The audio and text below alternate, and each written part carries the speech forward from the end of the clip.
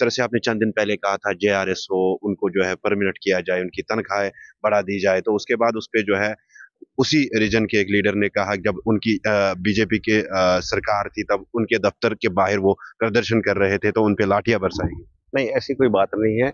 हमारी बीजेपी की सरकार थी नहीं। पहले तो 6 महीने हमारी सरकार तो थी। नहीं, सुनो सुनो बात ना। पहले हमारी 6 महीने सरकार बनी, आपने देखा ना। पहले तो पीडीपी और बीजेपी का गठजोड़ ही नहीं था। जब 6 महीने सोच विचार करके गठजोड़ बना, उसके बाद हमारी सरकार चली। 6 महीने सरकार चली तो मुफ्ती साहब गुजर गए, जिसके कारण 6 महीने सरकार फिर टूट गई।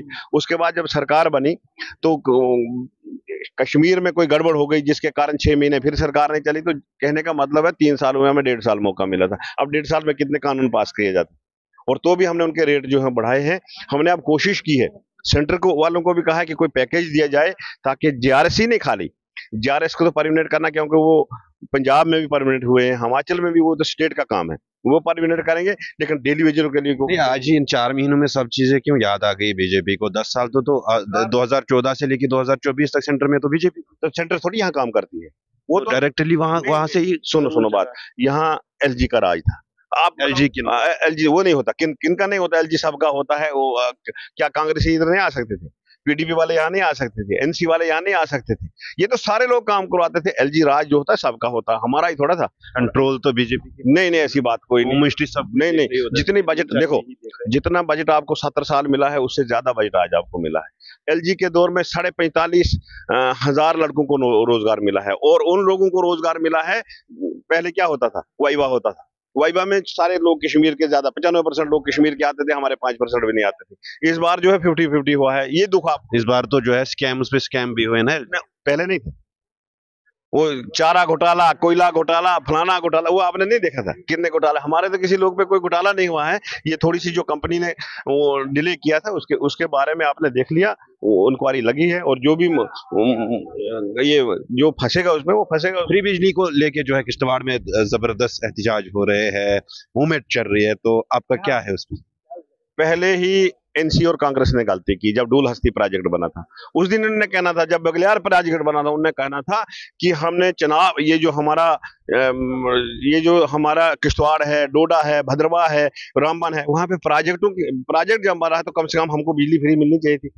अब हमने जो है ये जो 4 प्रोजेक्ट 5 हमारे बन रहे हैं, वहां हमने उनसे एग्रीमेंट किया हुआ है कि कम से कम 200 यूनिट जो है बिजली हमें डिस्ट्रिक्ट डोडा वालों को, पुराने डिस्ट्रिक्ट डोडा वालों को फ्री मिलनी चाहिए, क्योंकि हम हमारे एरिया में प्रोजेक्ट बने। तो उसके लिए किया है। और ये इन्होंने जो बिजली दे रहे हैं, ये तो स्टेट से दे रहे हैं कि एएवाई वालों को। हम कहते हैं तमाम जितने लोग हैं उनको 200 यूनिट बिजली फ्री मिलनी चाहिए। तो कम से कम तो इन्होंने तो एएवाई को तो इशारा किया कि अब इनको 200 यूनिट राशन में इजाफा। आपके दौर में क्या हुआ? हमारे दौर में ये 5 किलो राशन फ्री जो लोगों को मिला जब कोरोना काल से अभी तक कौन दे रहा है? ये तो हम ही दे रहे हैं। अभी तो आपने कहा कि हमारी यहाँ पे सरकार नहीं, पहले से ही वो गोल्डन कार्ड कब से शुरू हुआ? आप कहते हैं ना एलजी ने कुछ नहीं किया। गोल्डन कार्ड किसके दौर में? फिर एलजी के दौर में जो डेलीवेजर्स या जेआरएस जो आपके दफ्तर के बाहर बैठे हुए थे, तब उनकी प्रॉब्लम सॉल्व क्यों नहीं? सबसे बड़ी बात थी कि कोरोना काल आया, 2 साल, 1 साल लगा हमें। ये जो धारा 370 तोड़नी थी तो साल लगा हालात ठीक करने में।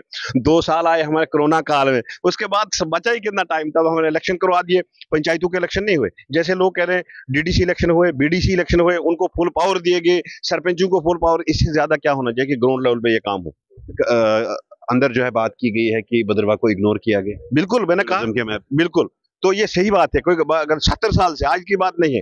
हमारा दौर, थोड़ा सा दौर आया, इसमें हमने थोड़ी सी नई चीजें लाई थी, नया फंड से लाई थी, लेकिन आज तक हमें इग्नोर किया गया। इस बार हमने गंडोला जो है सैंक्शन कराया है, और जब गंडोला शुरू हो जाएगा हजारों लोग उस सुधार को देखने आएंगे। एक बार मैं आपसे भी रिक्वेस्ट करूंगा कि आप एक बार वहां आके अपनी एक कहानी बनाए, देखो कैसे भद्रवाह कॉन्स्टिट्यूंसी कैसी। किस तरह से बजट को आप देख रहे हैं, कैसा लग रहा है?